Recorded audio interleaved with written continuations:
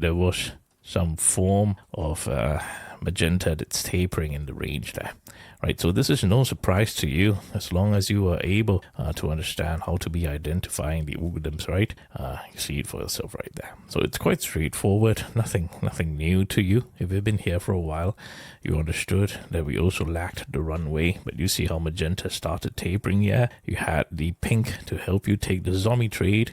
So this is an absolutely beautiful day regardless.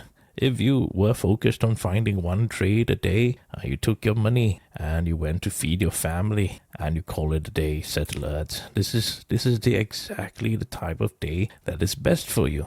So please remember to be just finding profits in the charts. Don't be too concerned where the charts are going. And with the algorithms, you're able to identify the setup you want, take your profits, right? Find your great setup, take your profits, call it a day. One trade a day, that's all you need. Now, where do we go from here? Now, this becomes quite easy to understand once you see the orange starting to build liquidity with 5-day coming, trending up like that.